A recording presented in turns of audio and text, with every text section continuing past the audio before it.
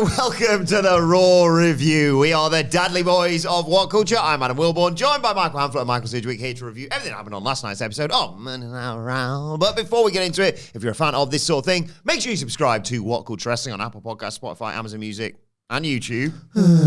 Where we do daily wrestling podcasts where we're not going to review Raw, but also SmackDown, the show formerly known as NXT 2.0. AEW Dynamite, AEW Collision, pay-per-views, premium live events. We have interviews, roundtable discussions, and a roundup of the week, complete with a bloody good quiz, of course, on WrestleCulture. As I said, they're joined by Hamflett and Sidgwick to review last night's Raw. What do you make of the show? A good one, I thought. Just some interesting angle advancements. Not one of those like blow-away Raws that you get less than now anyway. From 1997? No, Sidgwick, from 2023. I sense this was a bit of you. And 2024. But yeah, I did like it. Sidge had some fun at my expense yesterday when I suggested that the directions that I was into coming out of Night of Champions, and then he was like, well, like, yeah, Cena Cody, one of the worst matches of all time, rematched. I was like, yes, because it seemed to be reflective of things moving in a direction I was more interested in, and this had loads of... WrestleMania 2. That. This had loads of that. It wasn't perfect. No shows ever are. There's a couple of things I'm quite critical of. But otherwise... I watched a bit of it live, with it being on at 11. I went in the complete opposite direction. I was passed out. Yeah, Do you know why I was passed out? Why is that? Do you know why I was passed out? Oh, is it watermelon related after yesterday? No. Okay, I thought it might be a... Heat? Yeah. Combined with standing up straight for 2 hours waiting for a replacement bus. Ooh. And I was locked in an internal battle of don't get a taxi home at minimal expense but annoying expense. Yeah. That tenner is somehow in my head worth more than just the third of the price of stuff that's going to last me 2 days that I'm getting from Aldi tonight. Mm-hmm. Do you know what I mean? Yeah. I didn't even make the connection. I bumped into Mrs. Andy Murray on the way to the shops after I left work yesterday, and she was like, oh yeah, Metro's screwed. I didn't even think. Yeah. Oh, 2 hours. Slightly hot. So for the first hour, I actually quite enjoyed it. It was warm. Yeah. And I was like, oh god, I just look at every spurious transfer link related to Newcastle United here and just do that. I should have went to the pub. Yeah. And like the steward kept saying, oh, they'll probably come down after an hour, rush hour. I'm like, right, okay. So just link, read. Free time. Could have done this in the pub. Should have done this in the pub. And then between hours 1 and 2, I'm thinking, I should just get a cab. But half of me was thinking, nah, that tenner's worth something. I shouldn't be that cheap, really. I was like, I was just locked in that battle of, I'm going to win the buses. Do you understand? I get it. You get it? I'm going to win the buses. When the trains are God delayed... forbid someone will leave their bag on a seat as well when you get on. Oh, no, there would have been no chance. There was just because every bus, the replacement, full of people flying past. When there's that many delays and cancellations, I feel like I'm winning the trains. But I was going to win the bus. I was going to win that bus. I was going to win the buses. And I quite half enjoyed like the little interactions you get with the people you're kind of stuck with for 2 hours of your life. And there's people kicking off. Going, you got any water? Get some water, man. Honestly, it was funny. Get some water, man. Is this the same? So my trains have had a bit of a nightmare with heat the last couple of weeks, and they don't say as much, but it's like they reference the heat and the heat wave, and it's basically like they don't want to say it. The tracks are melting. That's the gist, isn't it? Like an overhead line. Our country can't cope with the heat. Any condition. Any other light drizzle. Yeah. So the overhead line that expanded and it couldn't work or something. We're not equipped. The other country, America, mocks our heat wave, but our houses are literally too old to fit air conditioning. Like as a nation, we can't, right? We have a cat that we can't let out of the house because at this point, so we're trying to move and everything. At this point, like we're worried she'll escape. Yeah. So we're kind of like, well, she wants to be an outside cat. It's a few months down the line. House, yeah. So I have to be really careful when it's a sauna. We're not.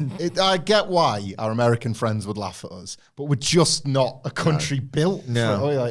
Well, why have air conditioning? Because the British psyche would tell you tempting fate here. Yeah. It'll just get cool. It's going to rain. I sort of stood there, and then there was like people like kicking off. Are you not get some water, man? What's going on? Because there's nothing I can do about this. Do you want us to turn down the sun? I can't. I wish I could sometimes. And then you'd probably kick off if I did that as well. And I was like, right, okay. And I stood there and I was like, and then you got they got a person trying to like rally the troops, like the old trenches humor. And it's like, you're not funny, so don't appoint yourself as self-appointed. We're not in like troops rallying years anymore. I mean, these are not those times. It's like when you talk about 80s pop. There's nothing I can do about this right now. Then you a week ago, you ever heard of a weather forecast? You ever heard of a weather? You knew this was going to happen, so why didn't you preempt it by putting some bus services on? It goes, and I loved it as well. Jordan read it was rage. Oh, he was absolutely raging. And it was like, so it was this like mom with like 2 kids and like a really young one in a pram. And this kid is about, I would say, minutes away from just going like totally akka and like, rightly so, like bored in the heat. You've lived these days. They're rough ones, rough. Yeah. And the drivers need a break, you know. Like, I mean, they probably do, but it's rush hour. It's rush hour, and there's there's an 18-month-old kid and like boiling in a pram. Like, you can't get some buses on. For sake. So that's why I'm tired. Is that what we're talking about? Why I'm tired? I just said I enjoyed this. I watched the first hour. That's why I didn't watch it at 11 because I was absolutely exhausted watching this. There were 2 things I liked on this show. Hey. 2 things. I liked almost all bar probably 1 or 2 things. I think I know. I wonder if the overlap. There's a bit you like this one, I didn't. Yeah. We'll see. We shall see. Right, let's get into it then. We start the show with a big recap of Night of Champions with a shot of the Cultaholic Boys. Shout out to Adam Pacitti. Best luck in whatever he does Best next. of luck. Pacitti was a really good guy. Yeah. And then Rhea Ripley comes out. He's not dead. Yeah. He is a really good guy. Just going on to do something different. Rhea comes out and welcomes us to Monday Night Mammy and says that now that Raquel... You get that, Sidge? Because I hate how everyone has to say it. That's her nickname. We'd be You'd be Friday Night Sidgwick, wouldn't you? We've already done this. We'd be Dadley Night Raw. Mm. Or just Monday Night Thoughts. Yeah. She says now that the Judgment Day, Roxanne, Raquel are all finally behind her. She wants to get her priorities straight ahead of Evolution before she can say any more. Out comes IYO SKY and says, you can't have Evolution without me. But you're wrong about one thing, Rhea. You're not on top, not without the title. Postman Pierce has told me that I can defend my title against an opponent of mine choosing at Evolution, and I want to fight the best, and that means defending against you, Rhea Ripley. And Rhea says, look, I've got nothing respect for you, IYO, but I will stop at nothing to get my title back. What happens at Evolution, remember this, will be what you wanted. Yeah, like asked and answered, I suppose, from what I was looking for yesterday, which was just a believable enough reason why out of nowhere you are. It's not quite a WrestleMania rematch from the celebrated triple threat, but you're running back a big version of a big match from earlier this year. Yeah, it's fine. It obscures that they've done a terrible, terrible job of following up on IYO SKY becoming one of the biggest stars on TV in the post-WrestleMania run of shows, and then not really, didn't seem like they were ready for that, and which is weird considering that they'd belted her up before WrestleMania as well. This has hidden that a little bit because of the quality of the match. And maybe next week they'll come up with something that just, I don't know, finds a bit more tension between them. Can they coexist? Well, right, you joke. Do you remember how terrible the build to that 3-way was? For WrestleMania? Like, it was a joke. It was hideous. Awful contract signings. Yeah. Like, you almost don't want them to do too much with it other than, like competitive tension. It's almost become a cliche because you just never have this revisited. But the Rock, Brock Lesnar, let's see them both in the gym and like show how IYO's really quick. You'd like to see Rhea Ripley in gym footage, wouldn't you? Yeah, it'd be interesting to see what her workout regime is. The speed and agility versus the strength and the different things they bring to the table might be the only way to just, you've got 1 week. And they are 2 of the best. Like, it is a match that speaks for itself. Yes. But yeah, it's what this has done is kind of revealed. Well, one of them's been involved in storylines for the last 18 months, 2 years. And the other's the world champion. Like, there is a bit of that. Yeah. It is a bit like WWE in like 2017, 2018, because we've had Night of Champions, then 2 weeks we got Evolution, then 2 weeks after that, is it 3 weeks after that we got SummerSlam? Yeah, they're packing in these shows on certain weekends just to further entertain the fans. Yeah, okay. the WWE universe. Randomly selected weekend. Great stuff. Yeah, they're kind of f***ed here in that to build anything interesting, there's so much working against them. You have got a paper-thin pretext for the show that they are doing the match on existing in the first place. It is rushed, it is cynical, it is pathetic, it's self-owned, but we are where we are with it. It's an all babyface match, so you can't really do any heavy heat angles or, whatever, soapy storylines. And that's basically like what they can't really do anything interesting. All babyface matches, there's a reason why they didn't exist prominently until, in the States anyway, until 1990? Because what can you do? Like, it just goes against the dynamics. So I'm sure if I think off the top of my head and give myself a few minutes, I could think of some good examples of a lengthy program between two babyface wrestlers, but there's a reason why you don't do them very often, or you do them, but you do it with the acceptance of, the story won't be great, but the ends will justify the means. We are where we are with it. The match will be good enough, great enough. If it reaches its ceiling, I don't care, but I'll be glad that it's happened when it's in the final third of it, I guess. That was reasonable, that. Look at me. Yeah. I won't spoil the match for those that want to know. But I did. And I didn't want it spoiled, but there's two babyface matches, kind of not out of nowhere, but two all babyface title matches for Evolution. Because obviously they taped SmackDown after this. Oh, I've very much. I'll leave that. Don't tell me. I'll leave that there. But that in aggregate the news. I just read what Andy sends me. Andy does all that. Like you two do it as well. The OTJ. Yeah, You get I've got my. you get the Way to scripts. kill your own gimmick, pal. You wire them to Murray. Yeah, he those writes sorts them of up. things. That's This how is that just works. spoilers from SmackDown. That's small fry compared to what I get through the old. What you're reading into recently? What do you understand? What are you hearing? Big things, big return coming soon. All right, okay. Yeah. Can you give us can you talk around it a little bit, make it a bit interesting? Well, let's hope. Reckless speculation. Let's hope they don't just do this abroad because there could be some Roman charges. Roman Reigns probably come back, innit? Good. So, this was the perfect accompaniment to hanging Eric's washing up last night. That's what I was doing whilst this was going on. And it was such a weird experience to be like, not watching it bleary-eyed at 5 o'clock in the morning, just being like, oh. Yeah. I was also done and dusted before 11, otherwise I would have liked to watch it. But it got me hyped. Talked about it yesterday, got me hyped for, is it Clash in Paris? Yeah. What are you laughing at? I just remembered, I saw a clip on some Instagram thing or an interview or something, and it was, I think it was Russell Howard chatting to someone, some YouTuber or something, and they said, oh, you're getting older now, does it hurt or anything like that? And he's like, oh, no, I'm kind of all right. And he said, yeah, my gran said to me, if you wake up after you're 40 and you don't hurt, you're dead. So I just thought of you. Honestly, man, That's true. yeah. One of the kids is not sleeping very well at the moment, so we kind of you're never awake enough. Got 7:45 last night. It was really hot, and I was sick of everyone. So I was like, can I just go to bed at 7:45? I think I can. I just did. I just went to bed at 7:45. Put a podcast on. Don't remember it finishing. It was. I get it. That's my life. I woke back up a bit later on. So I thought, well, that could have been a nap. It's I don't know, 9, whatever. I could go back down. 7:45 a bit much. It's it is, isn't it? But I could a voluntary death. Yeah, but I could go back downstairs. Coronation Street's finished. Time for bed, probably. I could go back downstairs, or I could What are you, 90 years old? knock on, maybe see if the kid's still awake, say goodnight. And I just sort of sat with that for a bit, and I was like, nah, just went back to sleep. You lazy bastard. Go to bed before you put your own children to bed. Well, they don't need putting down anymore. They're old enough. But yeah. Look after yourself. See you later. Don't go in the knife drawer. My wife, obviously, it wasn't one of them. I wouldn't be irresponsible about it.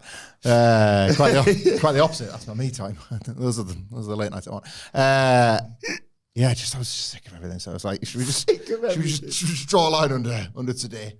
Just call it. Yeah. 7:45. Right. I was just sad it fell on an 11 p.m. Raw night. Yeah. They read you a bedtime story, your kids. I took you in.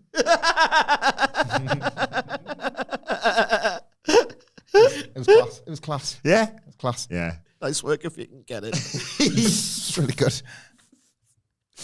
Anyway, following this. Wonder how that would go down. I'm if I trying just to- said that. Yeah, no, I love coming from the delay with all. Oh, I don't right now, my journey. Night. Didn't even have a night, mate. Just didn't want to do anything. While Sidge was on the Skype, delays, I was being a good dad last night. Yeah, fair enough. We're going to Thailand in the summer, and I had to take the kids to get some jabs done. There's 3 separate sets of jabs. That'll knock you over as well. Got to do some more on Friday. Maybe that was it. Yeah, I didn't think about that. I had to have a couple of jab skis. And then I was like, well, it's really hot and the day feels done. We have to monitor your children after a jab or something in case they get a reaction. Nah, they're probably fine. I'll see you later, kids. I'm going to bed. This is why Dad, I've got a fever. Oh, so fever for Monday Night Raw. See you 5 a.m. This is what you put tellies in the room for. I don't like...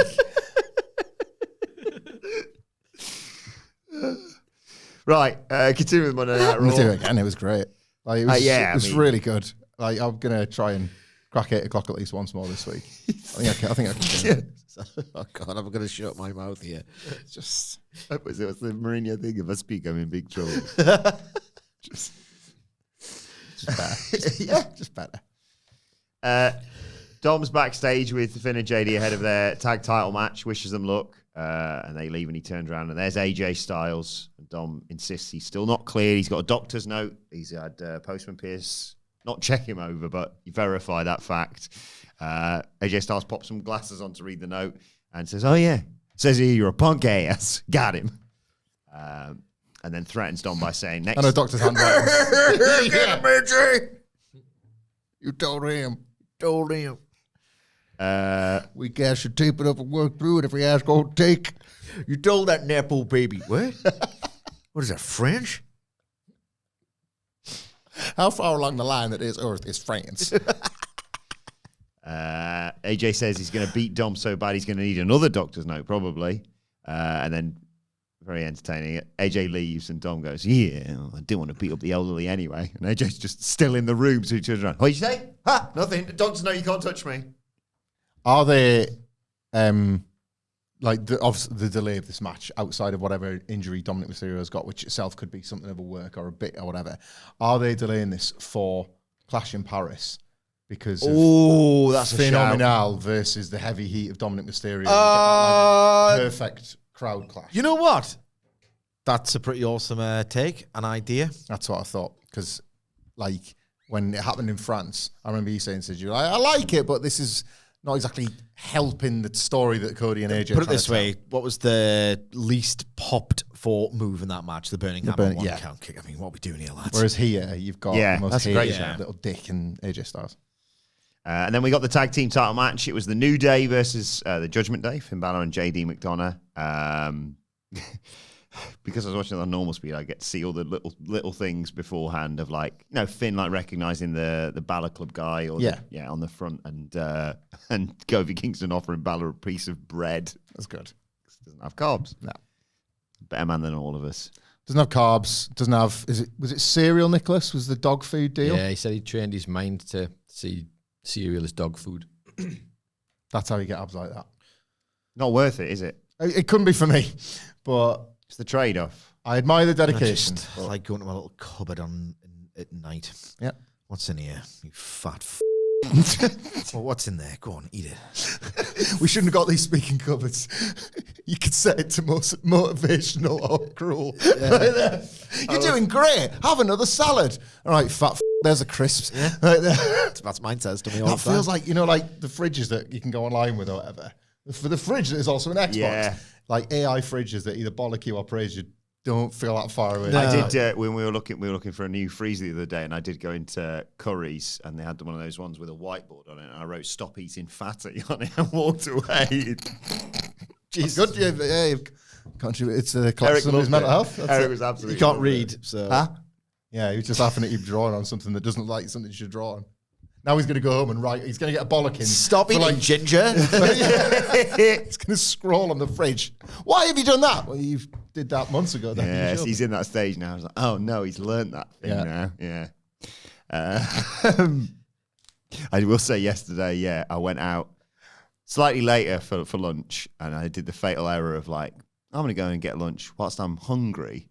So I got the lunch stuff, and then I was like, let's see what else is knocking about.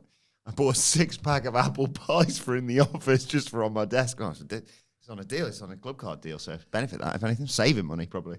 Are you able to stretch Didn't eat out? all 6 of them, though. I was going to say, is it the Phil Chambers 1 a day thing, or did you have 3? Well, there's 5 days that were in the office. Yeah.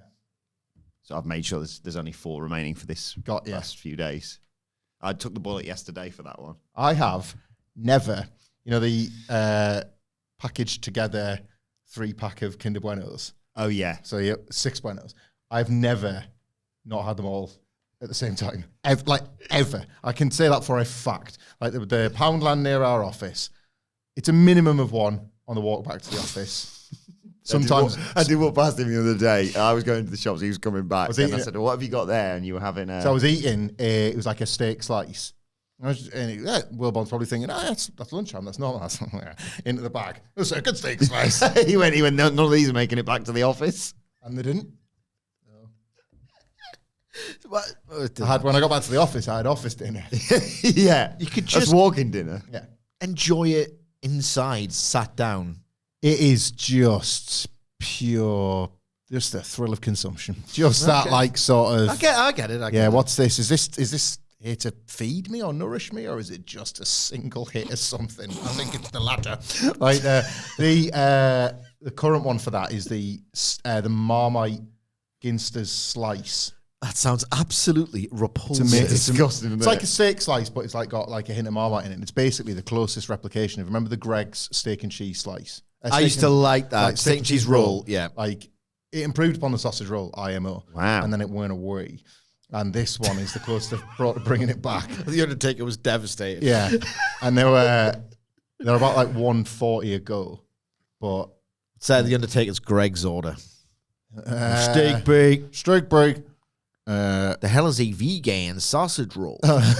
And get one of them. 4 sausage rolls. For £1. Takes Balkan. Takes bulk and takes Galway from me. Give me one of those. Give me one of those Halloween themed cakes you got there. Old Take likes the one with a coffin on it.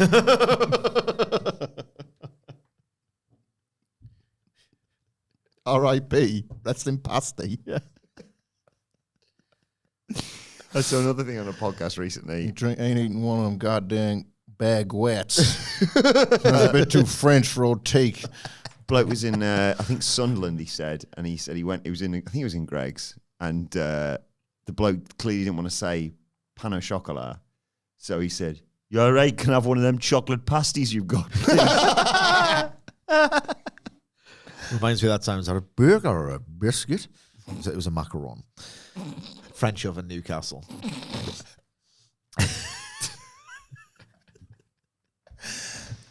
Anyway, tag titles on the line. New Day, Judgment Day. There used to be 17 Gregs within a Sunderland postcode once upon a time. I remember that from my uni days. You could type in Greg Sunderland, it would come up with 17. Was It it expensive to the Washington area, but like the... It's not that far removed from Gateshead, but I think it was at Shields where Greg's, Poundland, Greg's. There are several Like a locations. Scooby-Doo background. Like, badge of honour to a point, but there are several locations in this region where you can stand in the doorway of a Greg's and see a second Greg's. Like, that's Second not, Greg's? That's not a bit. That's like, I'm leaving Greg's with no coffee or something. Fuck, in the distance. If I eat this on the way to there, I can get it again. New Day, Judgment Day. Yeah, Balor gets a hot tag. Was it Pittsburgh they were in last night? Yeah. Decent reaction from the crowd for this match, which I thought was just going to be like you said yesterday. Pittsburgh is AEW destroyed this narrative in like week 4 of Dynamite, but Pittsburgh was meant to be there. Don't go to Pittsburgh if you want some reactions. God dang. It was called for one match on this show, Cal Surprise. But Pittsburgh was the rally towel place, wasn't it? With Baker. Jumping ahead of the recap. We didn't really talk about this in the preview yesterday because we were just assuming it was going to be dishwater dull. Somebody had to play babyface, and they went with the Judgment Day, and that was the right call. Yes, evidently, and they played it well as well. I like how that, if you want to be generous about this disastrous New Day run, that is almost cute in how the New Day were considered, and it's like they're not really despicable. They were just cheap heat prelim heels after everything. But the idea that everyone shunned them. Like they're the real baddies. Like even some of the bad baddies would go, no, I can't even associate with you, the New Day. So it was somewhat poetic. We're street trash. Yeah, we're yeah, above you. Yeah, somewhat poetic that in the end, the Judgment Day of all people played babyfaces compared to them. But yeah, Balor got a great reaction. He got the hot tag. Sling Blade goes for his drop kick, but Kingston does that jumping double foot stomp. McDonough hits Woods with that awesome Asai moonsault that he does, then goes to do it in the ring, but Woods gets his feet up. Balor does a blind tag, goes for a coup de grace on Woods, but Woods moves. McDonough was holding him in place, and he hits his partner by accident. I thought this was the finish. New Day hit Balor with the Midnight Hour, and he kicks out. I was like, what's happening? They both sort of cheat behind the referee's back. I think Kofi gets slapped in the face by JD McDonough, and then Woods hits Balor with the title belt from behind. Balor kicks out again. McDonough comes in, hits Woods with an avalanche Spanish fly. Kingston breaks up the cover. Balor hits Kingston with a sling blade on the outside to take him out, and then McDonough hits Woods with a moonsault. Balor hits Woods with a coup de grace. 1, 2, 3. Judgment Day are your new tag champs. Really enjoyed it. Like a massive over delivery again, based on this idea that it was going to be this sludgy double heel match where, like, and I don't even mean that in the way where sometimes you can have some fun with that and they can try and out cheat each other. If anything, when it became clear that the Judgment Day had done a good enough job of being babyfaces for the night and the New Day cheated, I would have welcomed Judgment Day cheating as well. Oh, we do this too, but they like us for it tonight. That would have been, you could have been cheeky with it like that. But otherwise, yeah, like a total over delivery, a bit of a damning indictment on this New Day run. Never mind the tag so title weird run. to look back on now. It was an absolute waste. They've thrown away that segment ultimately. They've thrown away their first second match since winning the tag titles at WrestleMania. Which was Levesque is he's let them down. yeah, he's let them down big time. Like terrible booking. He's let them down. He's let down a big thing that they did. You know, that split. You can work stuff back, it's wrestling, but you only get to do it once for the first time. And that's been flushed ultimately. But at least, I suppose, in service of a storyline that continues to gather pace and strength in this latest chapter of the Judgment Day, which I sense... Dripping with gold now. Yeah, we'll see more of this later. Love the image of them together. I sense that, if nothing else, the instincts to go with the Judgment Day as a situational baby faces was a show of faith in the audience really getting on with this story. And they are, I think. Yeah, I really had a great time with this. I thought it was hot, loud, like improbably dramatic. I'm with you. That move where what was it? The Midnight Hour. Yeah, I thought, all right, okay, that's a finish. Yeah, Like, Because you didn't think they were winning, did you? it's one of my favorite like pro wrestling tricks where you see an avalanche version of the move that's sometimes wins matches. All right, that's done. Yeah. Like honestly, there was some good twists here. The actual work, which sometimes can feel so autopilot-y in the Fed, like the connection that Xavier Woods did on that sort of that double stomp when the guy was on the when JD was ropes. draped Yeah, over yeah, us, yeah. Like really dramatic. Like the twists and turns were really gripping. I had no thoughts whatsoever on putting my phone in my hand and checking something. I just thought this was a cracking, lean TV match that didn't outstay its welcome, didn't try and force these epic near falls. It just felt like it was happening. Do you know what? Do you know what I mean? It didn't feel forced. This was one of the better WWE TV matches of the year, I thought, in terms of like a difficult hurdle to overcome in terms of fan investment. The wider state of this tag team division, I had minimal hopes going into this, as reflected in the preview yesterday, and it was just hot as balls. Yeah, did think of that when they were coming to the ring, and Corey's chatting with Michael Cole, and they're sort of talking about the New Day, going, "Oh, you know, they're the best tag team champions." Cole's like, "They're kind of ducking people." It's like, "What are you talking about?" It's like, "Well, they've been running from the Viking Raiders," and I was like, "I haven't even thought about that." I haven't even thought about them in years. It's sort of like they've hidden something in plain sight here as well, because this is one of those cases where, at this point, the Raw tag division needs the Judgment Day on top, because they're an overact, and Finn Balor in this particular role at the moment might be able to inject a bit of life into it. But at no point yesterday did any of us think it was the other way. It was like they've got their own stuff going on. They don't need this. This is just an incidental thing. They might be trying to elevate the belts again. Finn Balor tag team matches from 2023 onwards. Maybe we should have expected this. Yeah, it's where he fits, isn't it? Jackie Redmond's in the back with Bayley, chatting to her, and she says she should be the current IC champion, but Lyra Valkyria got in her way. Goal hasn't changed. Lyra comes in and is offended that Bayley won't return her messages, but talks about her behind her back. They get into a row, basically over... Who booked this? Rotten Bottom?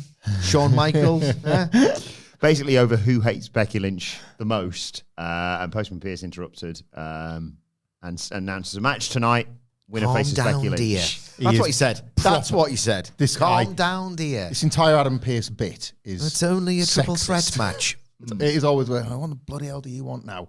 And then he tries to be like, well, anyway, you stupid idiots, I'm in front of you because I booked it already.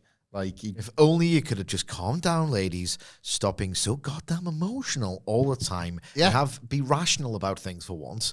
You would realise that I've actually done this on your behalf, a man. I need a drink dealing with all this crap. That's his. That's Oh, his yeah, gagging I every forgot week. his... Yeah. It's not good, is it? I know, is this? Like, What's the next WWE PLE? Evolution. Yeah.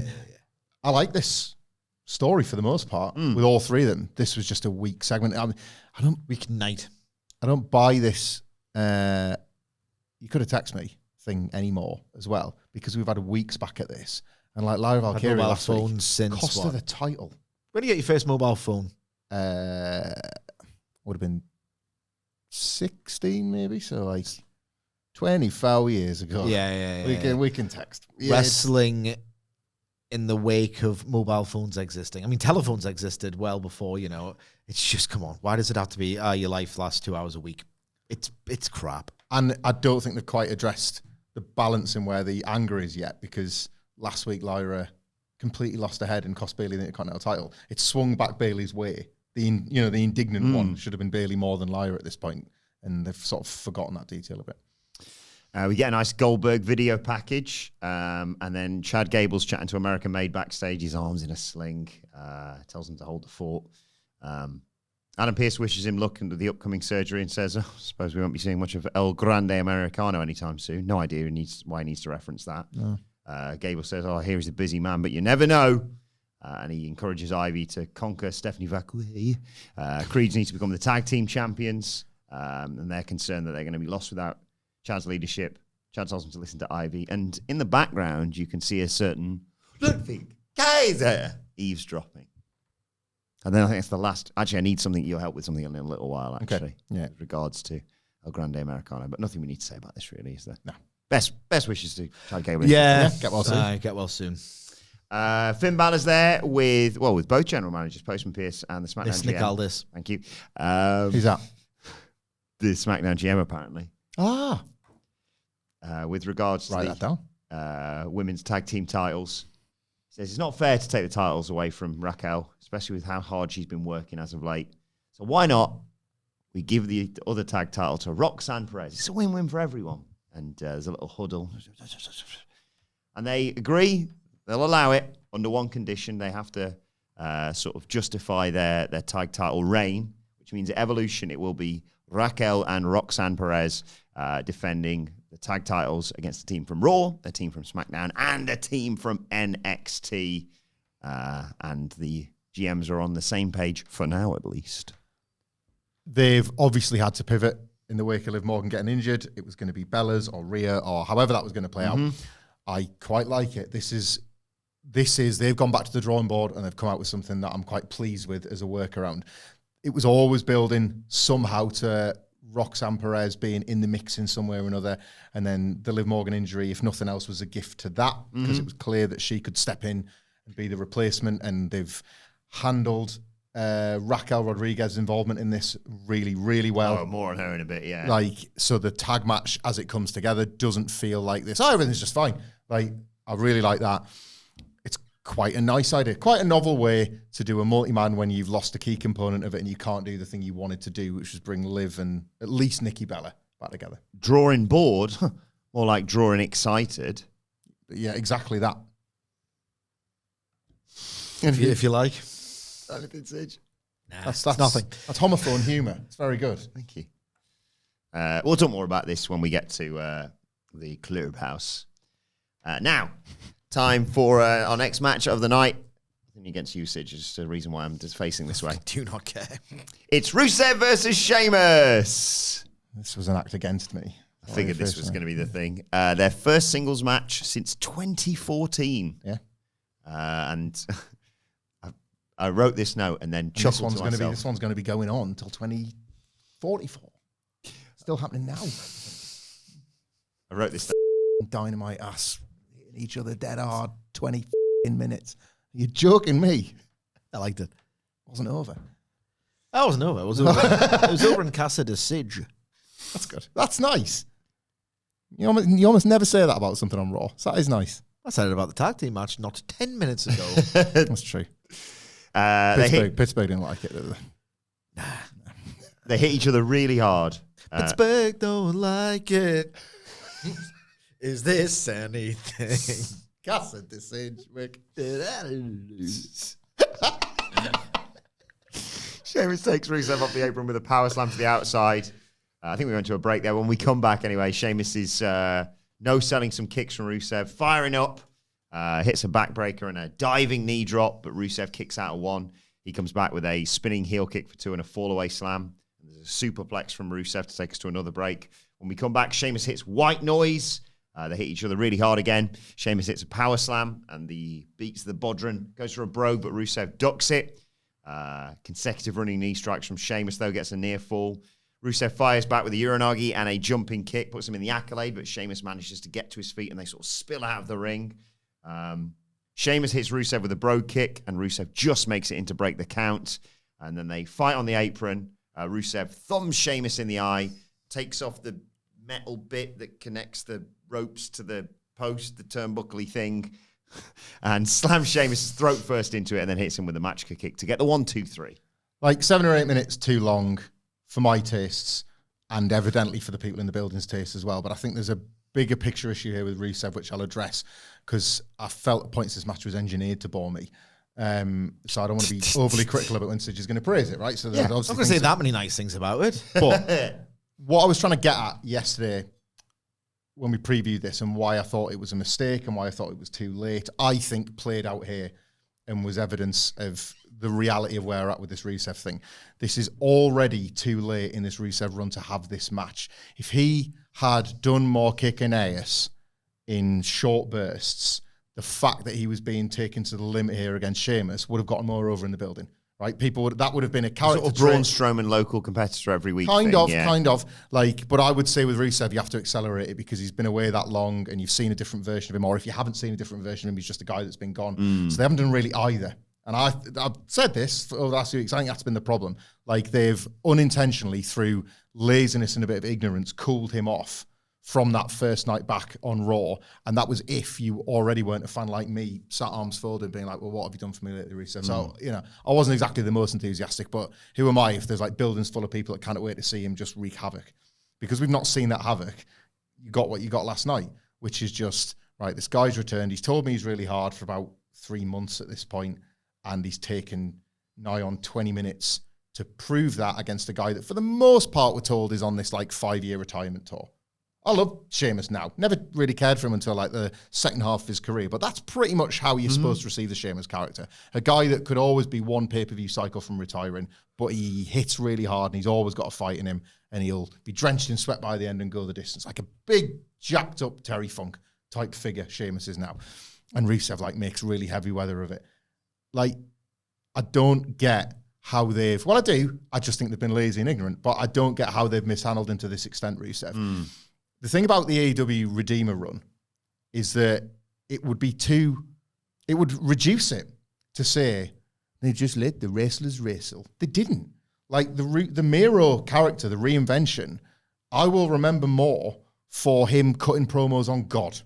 I'll remember for those amazing turns of phrase that Usage would highlight that he was coming up with once a week. Yes, some of the matches were excellent. They were excellent. Career best for Rusev / Miro. But just as memorable was the promo work. The character, the world when you were entering Miro's orbit was gripping, was, Christ, do I want him to be world champion? Has he smashed a glass ceiling here? And the danger of, you always pointed out, the danger of being his opponent and being like, right, well, I'm going to go for the neck here, which means I could beat him. Yeah. or he'll kill me harder. yeah. Like, it was way more than just get him out there for 20 minutes and let that man go. Like, way more. And, like, I think we put it over to that extent at the time. But I just think upon his return, or maybe in the years where he wasn't getting used in AEW for all the reasons that we talked about, I think there was this idea that, like, God, man, shackles off, this guy could go. And I don't necessarily think that's true. I don't see it in him particularly. But the least you can do is arm him with it. I think they've done one of those weeks where, like, Rusev cut a Miro-adjacent promo where they were going to bring sort of the Redeemer of AEW back to the Rusev of WWE, and it seemed like they were going to amalgamate them. Other than that, it's been what? Like, hanging out backstage bullying Otis, not liking the look of Sheamus' friendship with Natalya. Like, I don't think they've done him any favours, and I don't think this match did either particularly. No, they've handled him quite terribly. This has been a theme, a recurring theme of Levesque's run as booker. Yes, you know, the resurgence. He does like that. Bring you back. Now what? Well, you idiots. You'll see. We're just getting started. He likes that return pop. He likes that return pop so you can get the guy or whoever next to him, point and go, look what I did. You're welcome. He, like, doesn't do much in the way of follow-up all of the time. Look, you can tell who the projects are and who aren't. Yeah. It just begs the question, well, why bother? Why bother bringing Rusev back if you had no real plans to do anything with him? And again, it's like it's total basics that they have forgot to do. It's the Levesque playbook of every week, do something. Even if it's not particularly gripping, focus, condition, you know, that sort of like approach that he has to his creative. It's like Rusev, it's so easy to forget that he exists. In terms of the body of this match, not really a WWE match, hence why I kind of gravitated towards it. But because it wasn't a WWE match and it was quite unvarnished and like heavy, like hard hitting, like I really liked the choice when they were really slugging it out, where there was a deliberate, ugly quality to the strikes, where they were just like forearms clubbing like the side of the neck. Like, I really liked that. The fans didn't. It's not theatrical enough for them. I think they would have done if Rusev was more over as well. Yeah. Sheamus has had those matches where that can get over. Yeah. It's just Rusev. It's just funny, innit? Like this, he's making the exact same mistakes, Levesque, to the wrestler at times, as Tony Khan did, and one's learned the lesson and is getting more acclaim for his product right now, and the other one's just repeating the same mistakes. It's bizarre. I've described Rusev, Andrade, Aleister Black as like the Murata, João Felix types of professional wrestling, where they'll get the moves because they've got the names, but what are they actually bringing? Like, you know, just focus on the under 21s. It is quite astonishing that it's the same wrestlers. It's football. Yeah, there's no perfect pattern. There will be rule-proven exceptions, obviously, but those three at the moment are like sticking out like sore thumbs, aren't they? Like that. And it's one of those as well. It's like, well, go on then. You place a greater demand on the malcontents of like, all right, okay, all right, hot shot. You're gonna run your mouth all night, huh? Well, let's see what you got. Nothing. Just Miro stuff. Jim Ross would be killing these guys in the Ross report, wouldn't he? Oh, God. He would be killing them. Yeah, he would be. How did that sound? This old Okie says, guys are crossing the divide. They better remember they got to keep up with the competition in the best place in the world. Certain talents want to do good to remember which company they're working for now. Yep. Andrade would get the classic, wouldn't he? Oh. You know, he's very athletically gifted. Could do that in a little sizzle to that steak. You're boring and you're not charismatic. What even is a House of Black? This old Okie never lived in one. Yeah, but it's like pick at the gimmick. Just like, don't like that. I think old Aleister Black would do well to stop talking complete bobbins. You're not going to connect to your audience talking so much. Do you know what I mean? I think I might bury Gangrel this week. Can anybody say Goth is dead? Thanks, Jim. Following this, the GMs announced a battle royal at Elimination. The winner earning a title match at... Where? What did I say? Elimination. Oh, Evolution, sorry. The winner will... Why we both enjoyed that one so much. Almost as bad as the time as Kenny McIntosh, who got as a new pay-per-view being announced. And Dave Meltzer was like, yeah, a new pay-per-view being announced. It's called Intermission. Again, I wouldn't be here without you, Dave, but why would they call a pay-per-view that? I always bring it up and I always get the details wrong and you remember, sorry. It's when he comes to England and he sees... I can't get it either. Copies of, I think it's Poundland, and he sees in the window copies of like season 1 of Joey on DVD or something, like now available in Poundland. And he's like over in the UK, they're several years behind. Like Joey's one of the biggest starlights, a major TV show over there. So you can push a guy from 5 years past because the Brits are only just getting him. There's something to that. Like he just completely misunderstands or misinterprets a thing he sees in like a UK Poundland. Well, Joey's over here. I love Dave's brain. Brian, they've just got Joey. Just Dave's brain is endlessly fascinating. Like I was for whatever reason, I am doing like most disgusting promotional tactics ranked from like, come on, your favorite wrestler's getting buried. It's not really disgusting. Redevoted. Yeah, the redevoted one. And I was like, I've been combing through some old observers, and one of them happened to be the review of Wrestle Kingdom 11. So I was like, I was going to reread it and all the rest of it. He's like, yeah, they're going to show Omega Okada on YouTube on Access, which is the American one, wasn't it? Yeah. They're going to show Okada versus Omega on Access. I mean, it's guaranteed to be the best wrestling TV show of all time. That's not how it works. A wrestling TV show is like angles, promos, matches, a trifecta.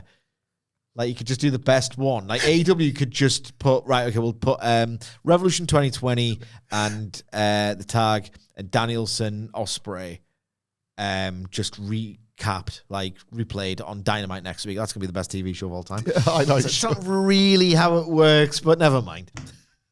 He goes to Poundland, he buys like 100 great goals on DVD. Well, I guess I've seen the best soccer match. Yeah. So, yes, they announced a battle royal at Evolution, the winner earning a title match at Clash in Paris. And then there's a backstage interview with Jackie Redmond and American Made. Oh, do you want a quick word on the battle royal, by the way? I don't mind it. Yeah, this card, we said it was only going to be like 5-6 matches or so. Six in a... Yeah, this is going to be the excuse to get lots of people on. You can. Backway said she's going for it, isn't she? She's winning it. Heavy favourite, yeah. But it's an opportunity to do a bit of nostalgic stuff as well. You can throw in a few names from the past. It might be the Nikki Bella spot at this point. Presumably that's just... Could be the final two with Vac Way. Yes. Or... When it was the first live stream we'd done, and it was... We'd done like the WhatCulture title was on the line and stuff, and there was like punishments whoever lost. And we got down to the final two, and I had Nikki Bella, Jules had Asuka. And he was like, can't call how this one goes, boys. Yes, you can. It's Asuka. This year is definitely going to be Asuka. Oh, Asuka's won it. Can't believe it. Yeah. Hi, Jules. Hello, mate. He'll be watching. He does I hope watch. so. He'll remember this. Yeah. He won the title, and I had to do topless news. Ah, Sorry. bad era. I meant to say when we're reviewing Rusev Sheamus, you got any of these? What's that? Chest hairs. Not a one. I'll watch more of them and get them. Some hairs on your chest. No. Jesus Christ. Got any of these? Got any of these? You know, I thought of that when you were doing the reviews a bit. And I was like, no, I must go back to that. I must shoehorn that The in. match from 15 minutes ago. American Made, though. I said, speaking of the match 15 minutes ago. Hey, Hamflett, have you got your chest hairs? I said, Hamflett, you've got your chest hairs? So. After it says it's Sidgwick. Jackie Redmond's backstage with American Made. How are they going to move forward without their leader, Chad Gable? Ivy says, look, we've got a lot of work to do. But the first things first, I'm entering the Battle Royal at Evolution. What first things first means? What does first things worst? First things worst. She's going to face Stephanie Vaquer, so it's Is going that to be why a tough... we preview Raw before we do any AEW coverage? See, I can do it too. I can do it too. Next day on the Tuesday, it's second the best. Yeah. Sidge, the one with the hairy chest. All ties together. We planned this. What's next on the format? During the interview, though, in walks El Grande Americano, and I'm watching this thinking, who on earth could be El Grande Americano? It's Ludwig Kaiser. Big, didn't he? Yeah, because Ludwig Kaiser's tall. He's bigger, yeah. Ivy had no comments to this. No. It's good stuff. So Jackie moves on to chat to Sami Zayn ahead of his tag match tonight. I love that. Michael Hamflett reviews Grand Slam Mexico. I just don't really like Lucha Libre. The second guy pretending to be a luchador rocks up on Raw. It's good stuff. I didn't realise you weren't familiar with Mr. Midnight Rider. I thought you were aware of the work of a Dusty Rhodes, but I guess not. Well, I'll show you some tape when we get back in the office. Machines are rolling. Is that what the ball knowers say? Sammy can barely get a word in though before he's... bad wrestling comedy. Yes, I know. It's so much better than Lucha Libre. And I will go on record as saying that. Although some people would argue that is bad wrestling comedy. Karrion Kross Was there El attacks... Santo on this show? I mean, Jey Uso, sorry. El Hijo de Rikishi. Karrion Kross attacks Sami Zayn, chucks him around, throws him into a Never production listening crate. to these assholes ever again. Said Jey Uso was like Mystico.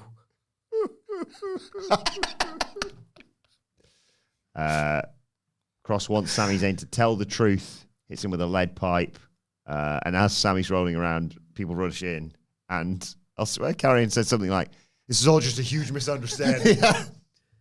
This is how he does it. That was funny. Yeah. This was funny again. It's a funny ass kicking. But I mean, it's like 40 hours removed from a match that we didn't like. Yeah. Well, two of us didn't like it. Overruled. He's been overruled. 33% of the fan base is still with Karrion Kross's matches. Indeed. Then Gunther comes out and says, you guessed right, I came out here tonight to talk about Bill Goldberg. And I'm very impressed. Saw the video highlighting some of his greatest career moments before. Violent, brutal, destructive. Even a mark on every opponent he stepped in the ring with. And just like his matches, all summed up in 3 minutes for you. That's great. Look, he's got every right to claim he's the most feared man of his generation, but I'm not afraid of what's left of Bill Goldberg. I see what he really is, a 58-year-old man that wants to ride out his career on my coattails, one last hurrah at my expense. But it's not going to happen. I know Bill Goldberg is not capable of taking the World Heavyweight Championship away from me, and I know that I'm very capable to beat him in just under 3 minutes. But that's not my goal. My goal for Saturday night's main event is to take my time, take him apart, blow him up, outclass him, and embarrass him in front of everyone and everything that's dear to him. Got a pop. Got a pop. It's going well for Big Bill, isn't it? Oh, God. Well, assholes. I hear... Maybe Brett was right about something, because you would put the pipe in Pittsburgh. I hear Bill Goldberg doesn't like bullies. Bill, too bad you bumped into the biggest bully around here. And at Saturday night's main event, I'm going to bully you, I'm going to push you around, I'm going to treat you like a piece of crap. Nothing you can do about it. We're all guessing, Bill, if you still got it. Well, I'm going to expose that you never had it. And after Bill Goldberg, I'll be walking out here and I have to raise the question, who's next? Who's next for Der Ring General? Quick word on him before what happened next. Like, this was an excellent burial that somehow also scanned as a promo for the match. Yeah. Like, Triple H must have been rubbing his hands with glee that he got to take these pot shots at Goldberg, thinking of 2003 when They're not my words. They're the words of Der Ring General Gunther Gunther. said that, Bill. It's lovely to have you back. I love it here in Atlanta, GA. Hey, we drove a tank up here once upon a time. Remember it? Yeah, this was excellent. This was the problem is that, like, he won't get booed in Atlanta, which I suppose is a benefit, you would assume. But then maybe the WWE crowd in Atlanta are not, funnily enough, the ones that filled the Georgia Dome nearly 30 years ago and just want to watch Gunther kick some ass. It's probably a bit of both. Goldberg got cheered big time live, undeservedly so. But the last time he was in the ring, like, to interact with Gunther. No, again, this is excellent. They're telling you the story of the match as well. Like, there's a few ways that can go with this where... Like, Goldberg will now challenge him, so he won't make Gunther a liar when it goes past 3 minutes. Yeah. It's nice that. Because Gunther can't be, like... Can't be a charlatan at this point in his run. He's got to follow through on his words. Or you do the Brock thing again of just like spear. Oh my God, it's over. And it could be. It's not going to be, but it could be over. I mean, it's a Goldberg match in the Fed. It's probably going to be that. Yeah. Like, Gunther, they might even rip off WrestleMania 28. Gunther, like, mocking Goldberg during the ring introductions, like hand waving again, like just looking him up and down, like look how old you are and all the rest of it, and then just arrogantly just playing to the crowd, turn around, spear. Takes his coat, like keeps the jacket on. Yeah. I think he looks to Gage in the front row. It's your dad. Yeah. That's crap. He was like, meanwhile. Well, Ed! I love this character. Got nothing really else I want to say there. Yeah, go back. Well, Ed, you said it's not going to go 3 minutes. Well, it's going to go 3 seconds. Huh? This deal of Goldberg has currently put the Goldberg family in debt because WWE haven't yet paid him for it, and he's just smashed up another telly in the house. Yeah. Like $4,000 down. Dad's spinning another telly gauge. Yeah, stop headbutting things, Dad. Sorry, Dad, I've sat on the remote and changed the channel. He spears the telly because he thinks if he spears it hard enough, he'll actually get Gunther. It's just in there, Gage. I can see his ass. Son, turn it up. I want to hear what Gunther's got to say. Oh, batteries run out on this controller.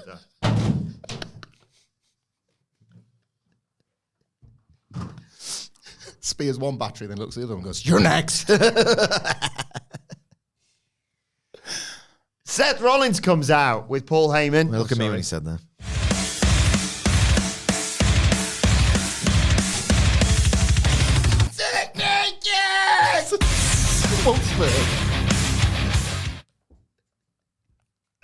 That's us under the sewers in London, isn't it? What? There's a £50 Comberg down there. Seen those big fatbergs, like in the sewers of London. Yeah. There's like, because people put stuff down the drain. like grease down the drain from the cooking and probably spunky tissues. They've just created these things. There's not a bit called fatbergs, and it's just this like white, almost like pulsating blob Of cum. It's not of cum, but he said Spunkberg, and that's where my brain went to. Common grease that lives in the sewers. It's picked out by the rats, probably. Seth and Paul Heyman come down to the ring. They've got a branded up briefcase now, haven't they? Yeah. Gunther makes fun of Rollins for traveling very far to accomplish nothing. And Rollins is like, that actually wasn't our plan, if you were paying attention. It's to make sure CM Punk never wins the WWE Championship. We flew around the world to stand on that business. But now he intends to conduct an all-out assault on both world championships. He congratulates the champ, but before anything else can happen, CM Punk's music hits and he runs down to fight with Rollins. Rollins bails through the crowd as Punk yells after him that he's a coward. Punk's about to leave, gets back into the ring. Gunther grabs him by the arm and Punk shoves Gunther over. A bit of a Punk-Gunther tease here. And Rollins is very happy seeing all this happen, standing in the crowd, but suddenly, who should appear behind him but L.A. Knight? Yeah. Yeah. And they fight into the concourse until Rollins throws a drink in his face to manage to get away. I thought, can we skip ahead to the backstage interaction Main between event, if anything. LA Knight and Punk? The end of the show. Yes. It's subsequently announced that Seth Rollins will face L.A. Knight at Saturday night's main event. And Punk says Rollins knows he's not the one to mess with. He's got receipts coming to Rollins, Heyman, Bron, Gunther. Anyone wants to step in his way.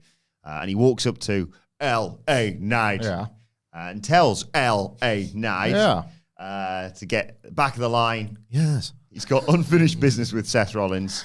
L.A. Knight doesn't know why Punk's coming at him all hot like he did something wrong. If Punk wants Rollins, look, you got 6 days in the week.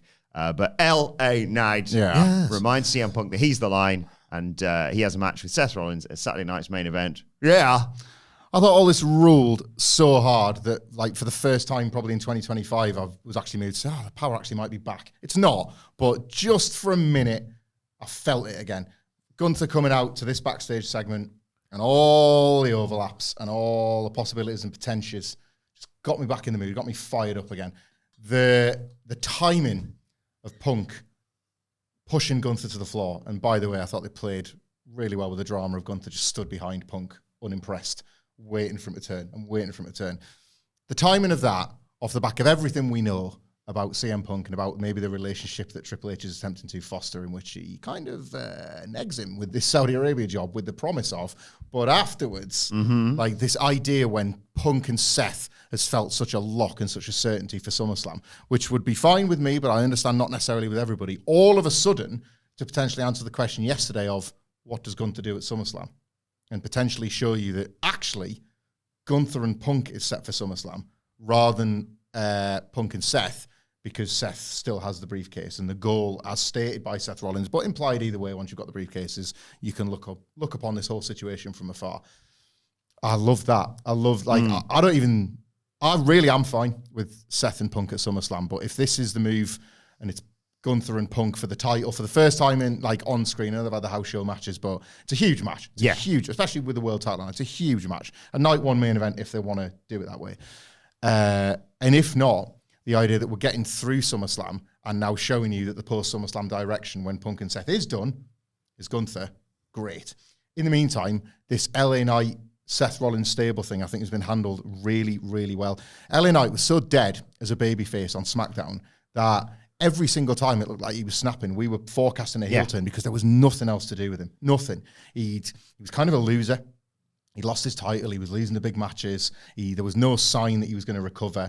And something as simple as, well, why not program him with the top heel stable on Raw and actually test if this stable, if Seth Rollins can give him any kind of rub, has worked. It's a sort of free hit, wasn't it, when it was like, having be the last man that almost stopped Seth from getting the briefcase. That has been... See how that gets reacted to. That has mattered. Like, they built the LA Knight, third time's the charm. He can't fail again. And he does, and he fails because of Seth Rollins, and that sticks with him, and that sticks in him. And maybe it's the confidence. If you're the man himself, LA Knight, maybe it's the confidence of Netflix asking for you. Yes. We want that guy on Raw. Maybe that does something as a performer. It's like, it's time for me to start like shooting my shot a bit again and taking some chances of how I perform. And maybe that's what's helped the heat in this Rollins element. And I thought the backstage with LA Knight and Punk was really good as well. Like, LA Knight held his own. So much of his bravado and confidence could scan as like sports entertainment fake, and it didn't for me at all in this. I love this. This is the kind of, doesn't all have to be for right now, but showing you the stuff that's coming down the line, and I like pretty much all of it. I will say that my WWE ennui reached a new numb, like, I don't know what I can say, after Night of Champions. We're doing Cena versus Cody and Punk versus Seth again. Great. And now, I don't know, because like they have, I was like, oh, these are several, like basically anything not involving Seth is a good time.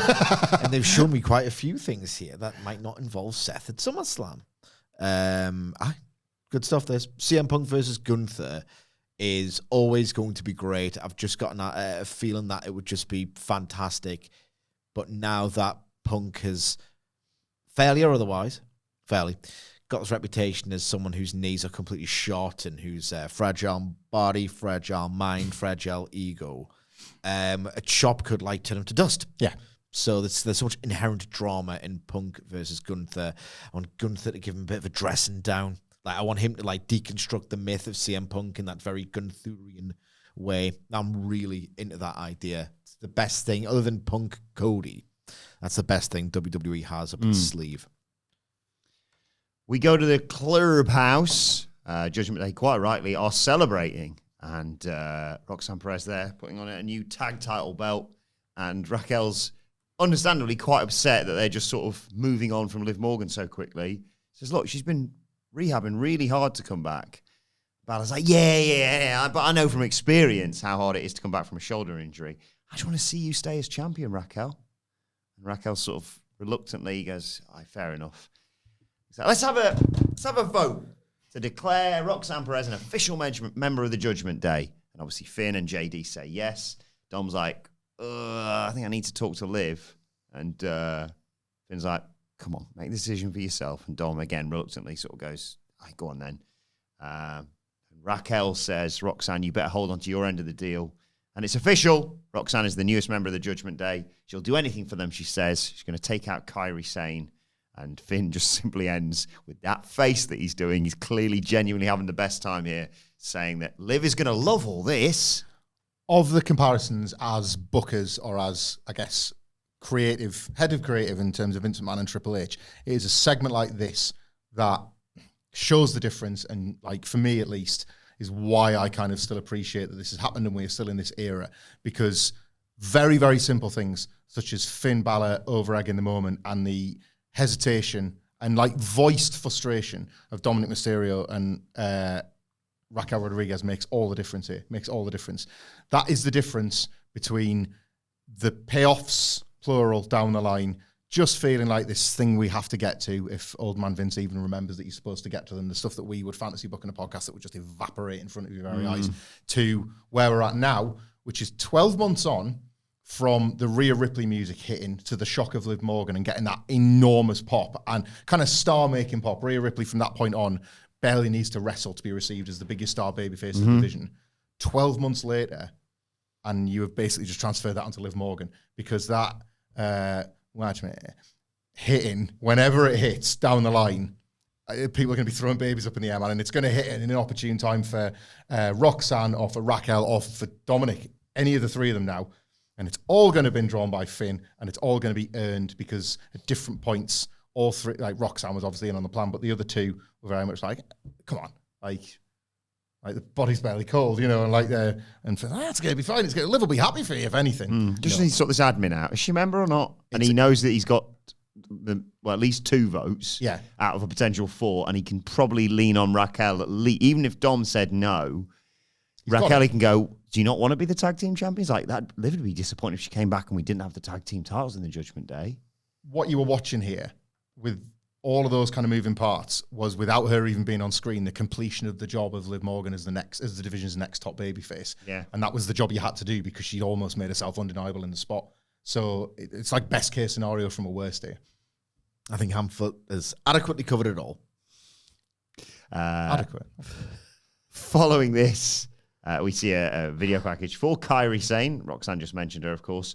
And then we get Bayley versus Lyra Valkyria, number 1 contenders match, of course. Whoever wins this is going after the IC title next. And they're very even. They hit dueling crossbody attempts to go to a break. When we come back, Bayley fights back out of Lyra's offense and hits a superplex.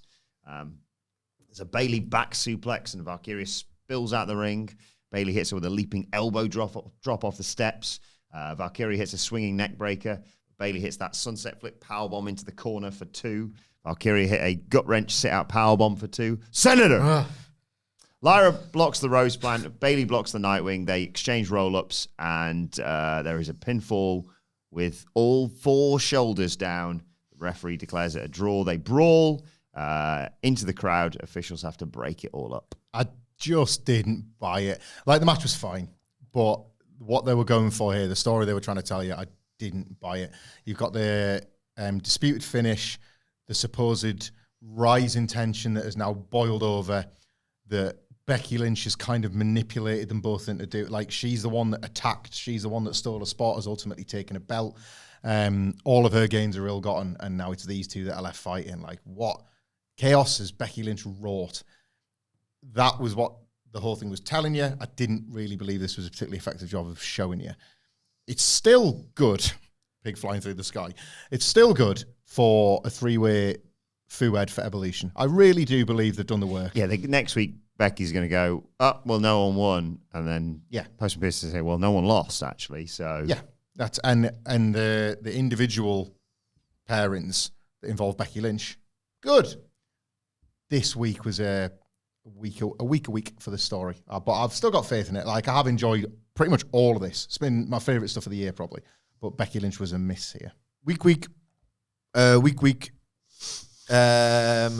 Like, the promo was pretty disastrous. They both just came off as, like, really irritating, like, really annoying.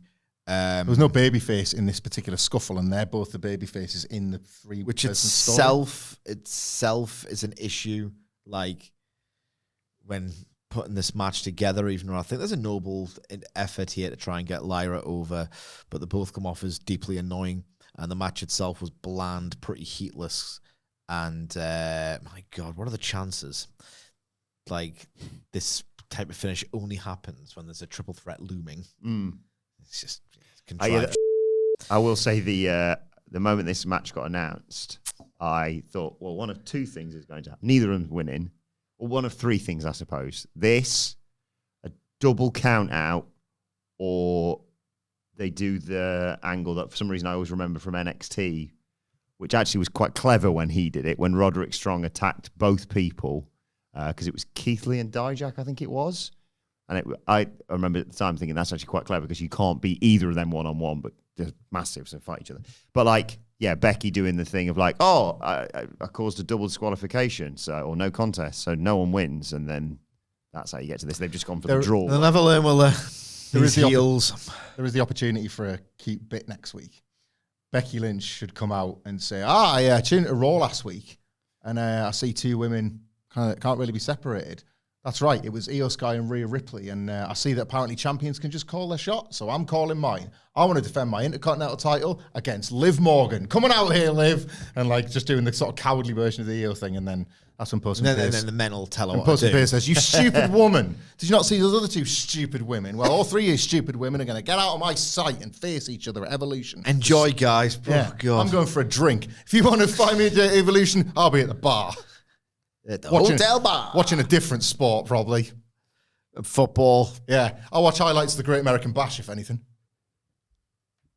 That's what Bring what's Great the last American fair. Bash into this. I mean, if we're talking about that weekend, you've got to make space for a rerun of the Great American Bash and Saturday night's main event before you get to Evolution. That's all the shows. Great American Bash. And God bless the United States. Main event of the evening. Yes. It was the tag match. Sami Zayn and Penta. Penta did check with Sami if he was okay to walk to the ring. He's very taped up, obviously. Before they face. Stuff Penta is the aloof guy that sort of no sells chaos. He does a run in where, I'm coming, gives him a minute though. You bandaged to mate, you all right? I might be. We've got a little high five. Good, let's go. Yeah. I like the bit where they do Bored of this. do like the bit where they do the arrivals and like everyone, someone's like Sammy was like looking at some hockey poster or something, and then like it's like it cut to Penta and Penta only just realised he's just walking, then he realised the red lights on the camera. He's like, oh. Before we get the match, though, Heyman's on the phone with Seth Rollins, and Bronson says, "Where's the visionary?" And Heyman said he's on a jet, perfecting Plan B. Reed wants to know what that was. Bron Breakker just came in and said, "So what the plan is? I'm gonna smash everyone. Play my fucking music, dickhead." Freaking the BSK walking into a strip club in the 90s. All the dancers like, oh. What's the plan for tonight? Take the plan is we kick ass and go see the strippers. What's plan B? Plan B is that we kick ass and go see the strippers. A Godfather's place. Can't get in anywhere else. You'll get us free passes. Free passes. I do like this from Bron, though, just storming in, He's barking and going. And I like the weird theme that they have now, Bron and Bronson, the sort of weird mixed. Yeah. But it was time for Bron and Bronson versus Sami Zayn and Penta. I don't know, man. The opposite. I'm just going to leave it on. Just curious to know what's going on. All right. This is an interesting bit.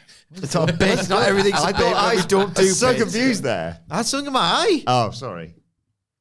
Where's this going? The payoff to this. He's trying to find a bit Backwashing now. your eye to wash it out. No? No, I'm fine. It's basically eye washing it. Just.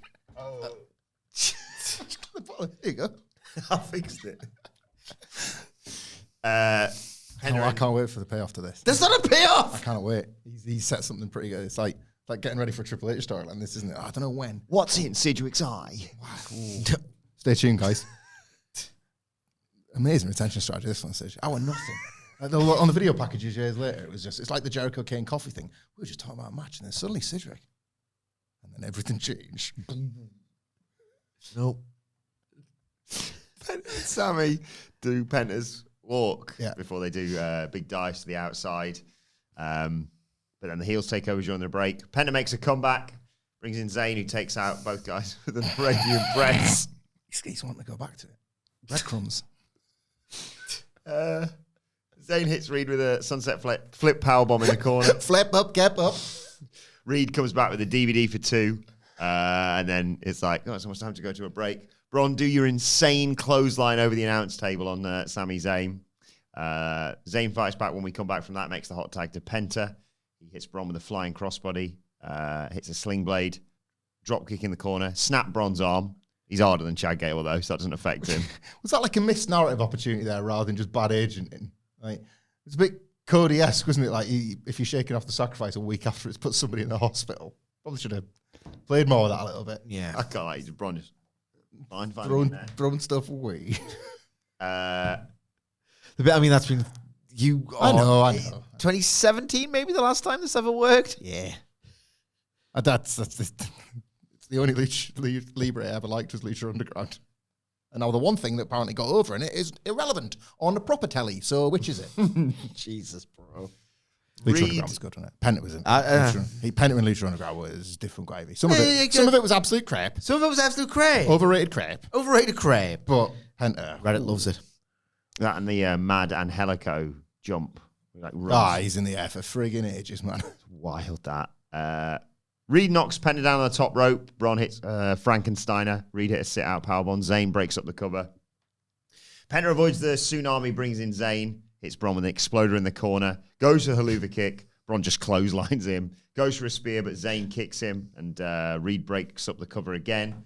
Zayn tries to vertical suplex Bronson Reed, but can't get him up. Penta gets involved, and Zayn very impressively manages to get him up, which is also very funny because the crowd like, yeah, what an amazing achievement. And then it was like, he's not a legal man. Wham! Bron spears him. 1, 2, 3. Penta checks on Sami post-match, but Bron spears him, and Reed's going to kill Sami Zayn with a tsunami, but Jey Uso shows up with a steel chair and clears the ring to stand tall with his mates. Like, an empty calories hot Raw tag main event that I liked, but there were a couple of little details that I didn't. But the sacrifice thing did annoy me a little bit because if nothing else, it was this big deal last week that was like shaken off. Bronson are so over that it's almost a shame that they're too involved as heels to be the team to take the tag belts. Because they're playing with, like, they're actually making a detail now that these have very quickly become quite a well-oiled machine as a tag team. And if you were looking to sort of rescue a division, as we said, maybe the Judgment Day will try and do.